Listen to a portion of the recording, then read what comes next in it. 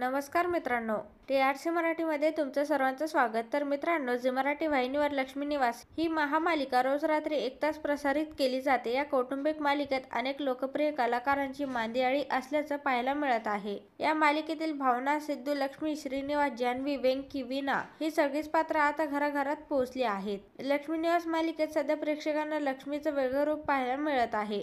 साध्या भोळ्या लक्ष्मीने मुलांना धडा शिकवण्यासाठी कडक लक्ष्मीचा अवतार घेतला आहे, तर दुसरीकडे सिद्धूच्या घरी भावनाचा छळ सुरूच आहे. छोट्या मोठ्या गोष्टींवरून भावनाला टोमणे ऐकून घ्यावे लागत आहे.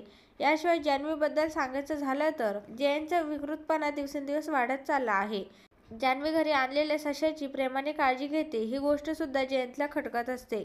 लक्ष्मी निवास मालिकेत सध्या सुरू असलेल्या या कथानकाबद्दल एक लोकप्रिय मराठी अभिनेत्रीने पोस्ट शेअर करत संताप व्यक्त केला आहे.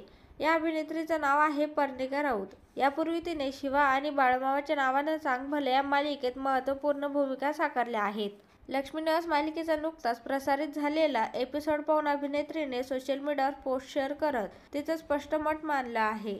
पर्णिका लिहिते, सश्याला शोधायला आलेली फनी रेस्क्यू टीम, गरज नसताना सिगारेटची स्मोकिंग सीन्स जुन्या मालिकेमध्ये पण दाखवली नसतील अशा दर्जाची सुनेला छळायची सीन्स, अचानक झालेली लक्ष्मीची सौंदर्य इनामदार, काय चालू आहे झी मराठी, आजचा लक्ष्मी निवास मालिकेचा एपिसोड इतका फालतू आणि खालच्या दर्जाचा का, झी मराठी का, यापुढे झी मराठीकडून प्रेक्षकांनी काय अपेक्षा ठेवावी, असा संतप्त सवाल अभिनेत्रीने पोस्ट शेअर करत केला आहे. याशिवाय या पोस्टमध्ये तिने झी मराठीला टॅग देखील केला आहे. दरम्यान लक्ष्मी निवास मालिकेबद्दल सांगायचं झालं तर ही मालिका रोज रात्री 8 ते 9 या वेळेत प्रसारित केली जाते. यामध्ये हर्षदा खानविलकर, तुषार दळवी, अक्षय देवधर, कुणाल शुक्ला, दिव्या पुगावकर, मेघन जाधव या कलाकारांनी महत्त्वपूर्ण भूमिका साकारल्या आहेत.